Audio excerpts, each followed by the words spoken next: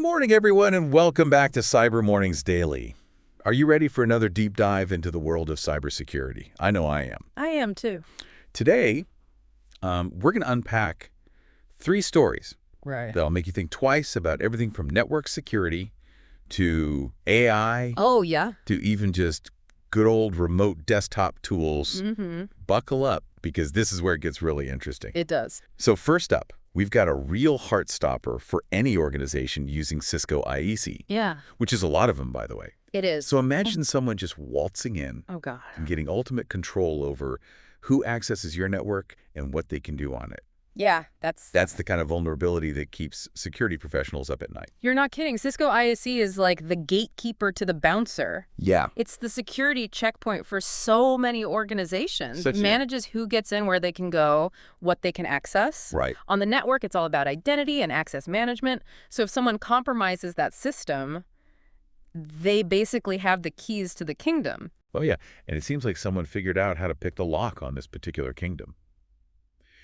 I was reading about not 1, but 2 vulnerabilities that were discovered. Wow. One of them, CVE 2025-2124, lets an attacker execute commands as root. Oh, no. Now, for our listeners who might not be super techie, help us understand just how bad is that?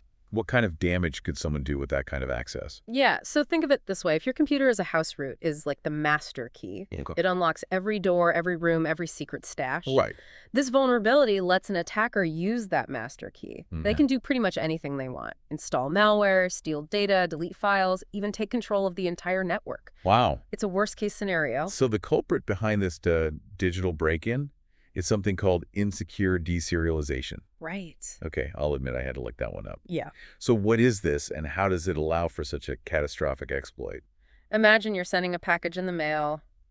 You carefully pack everything inside. Yeah. Seal it up, label it correctly. Deserialization is like the recipient unpacking that package and putting everything back in its place. Okay. But insecure deserialization is like receiving a package that's been tampered with. Someone snuck something dangerous in there without you knowing. Attackers use this technique to disguise malicious code as legitimate data. Wow. They trick the system into running it, and boom, they're in. Sneaky, sneaky. And then there's this other vulnerability, Right. CVE 2025-2125, which maybe isn't as dramatic as that master key situation, but still sounds pretty nasty. Yeah. What can an attacker do with this one? This one's more about snooping and sabotage. Okay. An attacker could potentially steal sensitive information, mess with the network configurations, even force a device to reboot. Oh, wow. It might not be as flashy as getting root access, but can still cause major disruptions and data leaks. And the kicker is both of these vulnerabilities scored a 9.9 out of 10 for severity. Yeah, That's practically a perfect 10 for bad news, right? It definitely got everyone's attention. Yeah. Luckily, Cisco has already released patches, so if any of you out there are using Cisco ISE, Please. get those updates installed ASAP. Don't wait. Seriously, folks, this is not the time for procrastination. No. Patch now, sleep soundly later. Right. But here's the thing that really makes me nervous. You mentioned there's no evidence of these vulnerabilities being exploited yet. That's right. No known attacks in the wild yet. But, you know, threat actors are out there poking and prodding. Oh, yeah. Trying to figure out how to weaponize these flaws. It's like a ticking time bomb. It is. And the good guys are racing against the clock to defuse it before the bad guys figure out how to detonate it. We've got to get those patches out. Okay, enough doom and gloom for now. Let's move on to a story that's a little more Hollywood. We're talking artificial intelligence, stolen secrets, and a daring escape to China. Ooh. It sounds like the plot of the next Mission Impossible movie, right? More like a high-stakes cyber thriller. Okay, I like it. This case is all about Leon Ding, a former Google engineer who's been indicted for allegedly doing just that, stealing AI trade secret and fleeing to China. All right, so let's break this down for our listeners. First of all, what kind of secrets are we talking about here? What exactly did this guy allegedly steal? We're talking about the crown jewels of Google's AI infrastructure. Okay. Details about their tensor processing units, or TPUs, and their GPU systems. Okay, I'm going to need a quick explainer here. Sure. TPUs, GPUs, it all sounds very technical. Break it down for us non-engineers. What are these things, and why are they so valuable in the world of AI? Think of them as the brains behind AI, Yep. or at least the part that makes everything run super fast. TPUs and GPUs are specialized chips designed to speed up the processing of complex AI algorithms. Okay. The more powerful these chips, the faster AI systems can learn and make decisions. Got it. It's like having a supercharged engine for your AI race car. Okay, so these are the secret sauce that gives Google's AI a performance edge. So what did this engineer allegedly do with this information? Did he just, like, download a bunch of files and hop on a plane? The indictment claims that he copied over 1,000 files Wow. related to this AI tech design's configurations, even source code. Goodness. Then he allegedly booked a one-way flight to China and started his own AI company. Hold on, this raises so many questions. I know, right? What kind of company did he start? Right. Are they directly competing with Google? Yeah. And how easy was it for him to just walk out with all this information? Yeah, that's what investigators are trying to figure out. Wow. But the implications are huge. China has made no secret of its ambitions to dominate the AI industry. Right. And this case suggests they might be willing to play dirty to get there. So this stolen tech could give China a significant boost in their AI development. Absolutely. What kind of real-world advantage are we talking about here? Could this lead to breakthroughs in facial recognition, autonomous weapons, things like that? Absolutely. Those are all possibilities. China is already a leader in facial recognition technology. Right. And this kind of stolen intel could give them an even bigger edge. It also raises concerns about the development of AI-powered surveillance systems and the potential for misuse. It's like something straight out of a Black Mirror episode. It is. But this isn't science fiction. Right. This is happening right now. It is, and it underscores the importance of protecting intellectual property, Yeah. especially when it comes to cutting-edge technology like AI. Right. Companies need to be incredibly vigilant about safeguarding their secrets. Absolutely. And that brings us to our final story for today, which takes us into the world of cyber espionage.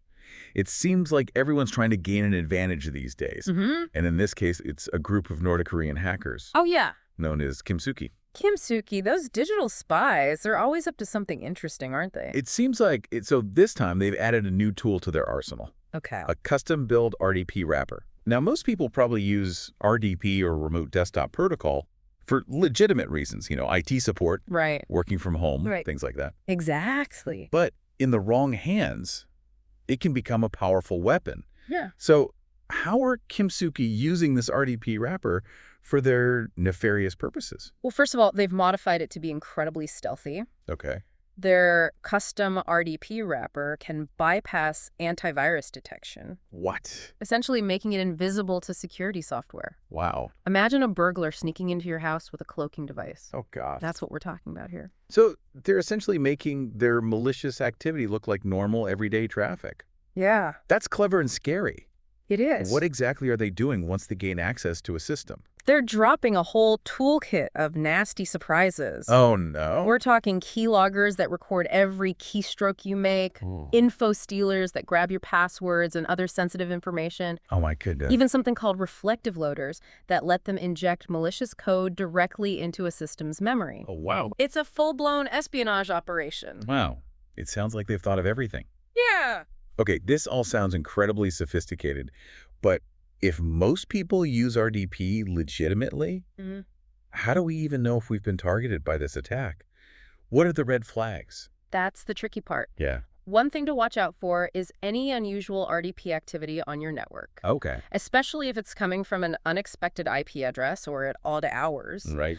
Another sign could be a sudden spike in network traffic, especially uploads, Okay. which could indicate data exfiltration. So it's all about being aware of what's normal for your network and looking for anything that deviates from the baseline. Exactly. Good advice. And on that note, I think we're ready for a quick recap before we head into part 2 of our deep dive. Right. What are the key takeaways from these 3 stories? We've seen how critical vulnerabilities, even in widely used systems like Cisco ISE, can have devastating consequences if exploited. Right. We've seen how intellectual property, especially in cutting-edge fields like AI, is a prime target for nation-state actors willing to steal to gain an advantage. And we've seen how even legitimate tools like RDP can be weaponized for malicious purposes, Right. making it even harder to detect and defend against these attacks. It's a lot to take in, but hopefully it's also a wake-up call for all of us. Yeah. We can't afford to be complacent about cybersecurity, whether we're talking about our personal devices or work networks, Right. or critical infrastructure. It's more important now than ever. So stay tuned, everyone, because in part 2, we'll be discussing what all of this means for you and what you can do to protect yourself. Looking forward to it. Welcome back, everyone. And we're diving right back in where we left off. Looking at these 3 stories together, it paints a pretty intense picture of the cybersecurity landscape. It does. We've got critical vulnerabilities, intellectual property theft, and nation-state hackers using incredibly stealthy tactics. It's kind of overwhelming, to be honest. It's definitely a lot to process, but instead of feeling overwhelmed, let's try to turn that feeling into something productive. Okay. What can we learn from these stories? What can we do to protect ourselves and our organization? Okay, that's a good point. Let's focus on solutions, not just problems. Right. So let's say you're listening to this and you're thinking, all right, this is all fascinating, but what does it actually mean for me? What can I do to protect myself from these digital threats? What's the first step? Well, the first step is awareness. We've got to understand the threats we're facing before we can effectively defend against them. And that's exactly what we're doing here on Cyber Mornings Daily, giving you the knowledge you need to stay ahead of the curve. So kudos to everyone tuning in. I like to think of it as mental self-defense training. Yes. We're equipping you with the knowledge and skills to fight back against cyber criminals. Exactly. Yeah. And just like physical self-defense, there are different layers of protection. So let's start with the basics. Remember that Cisco ISE vulnerability. Oh, yeah. Chances are your organization might be using it. So if you have any influence over your IT department, maybe give them a friendly nudge to make sure their systems are patched and up to date. It's like reminding your roommate to lock the door when they go out. It's a simple step that can make a big difference. Now let's talk about those digital doors that each of us has our online accounts. Strong passwords are absolutely crucial. Think long, complex, and unique for each account. And please, for the love of all that is digital, don't write them down on a sticky note attached to your monitor. No sticky notes, got it. But let's be real, remembering a dozen different complex passwords is practically impossible. That's where password managers come in, right? Yes, they do. They generate and store those super strong passwords so you don't have to. Password managers are lifesavers. I can't recommend them enough. Yeah. And while we're on the topic of accounts enable multi-factor authentication wherever possible, Yes. it's that extra layer of security that can make all the difference. Think of it as a digital double bolt lock for your accounts. So we've got strong passwords, password managers, and multi-factor authentication. What else can we do to protect ourselves from these sneaky attackers? Let's think back to that Google engineer accused of stealing AI secrets. This story isn't just about corporate espionage. It's a reminder that we all need to be mindful of what we share online. Don't give away too much personal information or details about your work, especially on social media. Right. It's all about minimizing your digital footprint and being aware of the potential risks. You never know who's watching or what their intentions might be. Okay, so we're being careful about what we share online. We're using strong passwords and multi-factor authentication. Anything else we should be thinking about? Let's talk about those North Korean hackers and their custom-built RDP Wrapper. This story really highlights the importance of being extra cautious about phishing attacks. These guys are masters of disguise, so we need to be vigilant about suspicious emails, especially those with attachments or links. Yeah, I think we've all gotten those emails that seem a little off. Maybe the sender's address looks strange, or the message has typos, or there's a sense of urgency that makes you feel pressured to click. What should we do if we encounter something like that? If something feels even slightly off, don't click on anything. If you're not expecting an email or it seems suspicious, don't open it. And if you're ever unsure, reach out to your IT department or a trusted security professional for guidance. Better to be safe than sorry. And honestly, even if an email seems legitimate, I always hover over links before clicking on them just to make sure they're going where they're supposed to. That's a great habit to develop. You can also check the sender's email address carefully, look for any misspellings or inconsistencies that might indicate a phishing attempt.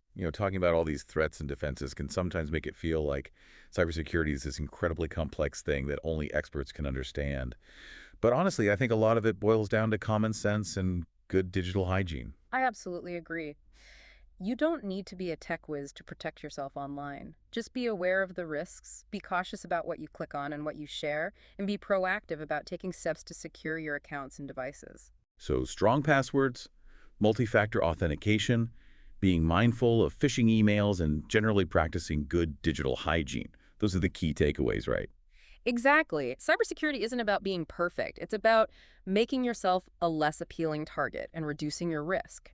Remember, attackers are always looking for the easiest way in. And if we make it harder for them, they're more likely to move on to someone else. That's the idea. But remember, cybersecurity is a journey, not a destination. It's not a one-time fix, it's an ongoing process. We need to stay informed, stay vigilant, and constantly adapt to the evolving threat landscape. It's like staying in shape. You can't just go to the gym once and expect to be fit forever. You have to keep working at it. Exactly. And just like physical fitness, cybersecurity requires ongoing effort and attention. But the good news is it doesn't have to be overwhelming. Small steps taken consistently can make a big difference. Okay, so we've talked a lot about individual actions, but what about the bigger picture? What trends are shaping the future of cybersecurity? What should we be prepared for in the years to come? Well, one thing's for sure. Artificial intelligence is going to play an even bigger role in both cyber attacks and cyber defense. Attackers will use AI to automate their attacks, making them faster, more efficient, and harder to detect. Imagine AI-powered phishing campaigns that can craft incredibly convincing emails tailored to specific individuals. So it's like the Terminator, but instead of hunting down humans, it's hunting down our data. Well, it's not quite that dramatic, but you get the idea. But here's the interesting part. Security professionals will also be leveraging AI to bolster their defenses.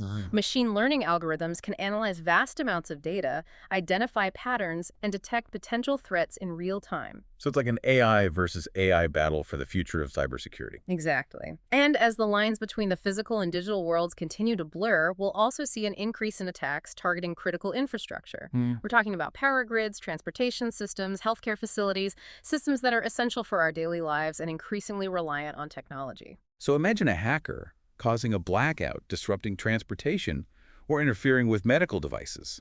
It's pretty terrifying. It is, and it highlights the need to prioritize security for critical infrastructure.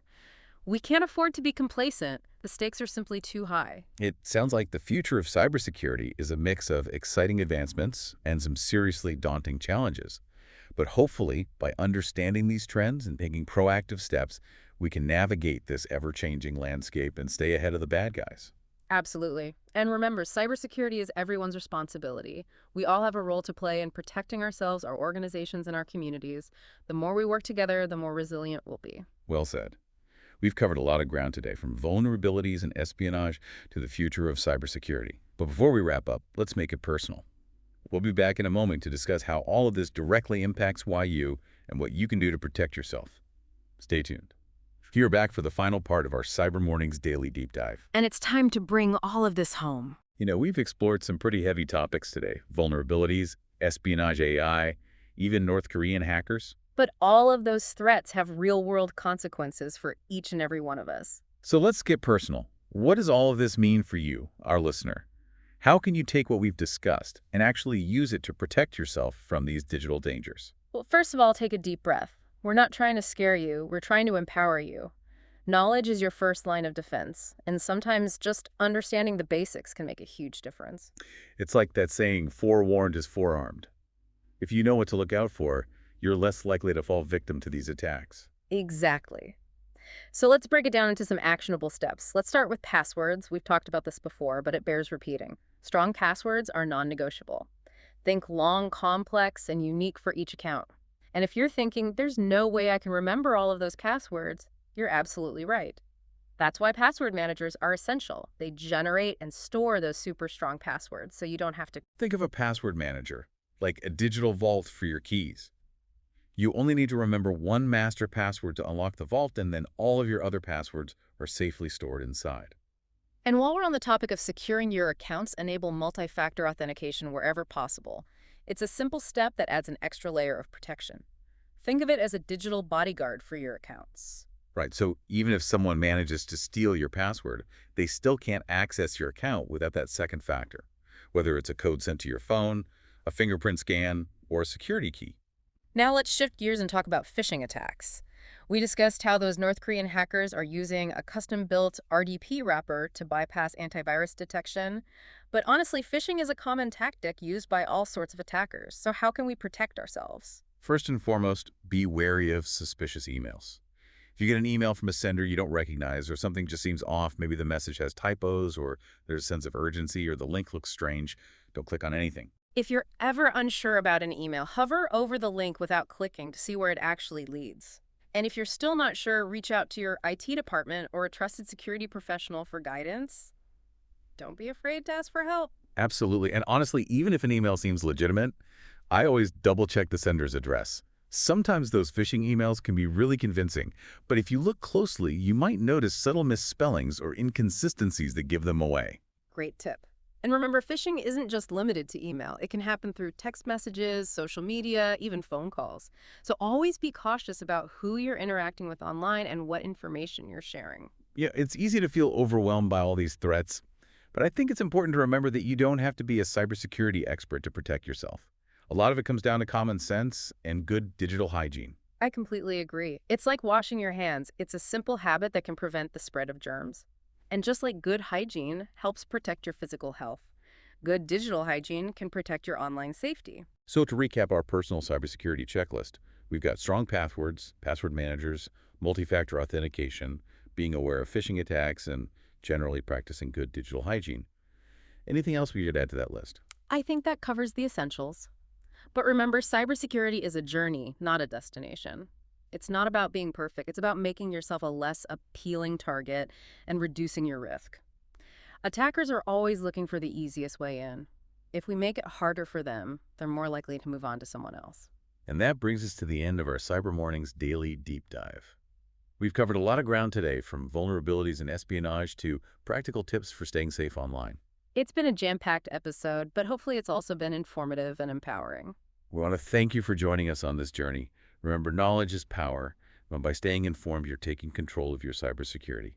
Stay vigilant, stay safe, and we'll see you next time for another deep dive into the fascinating world of cybersecurity.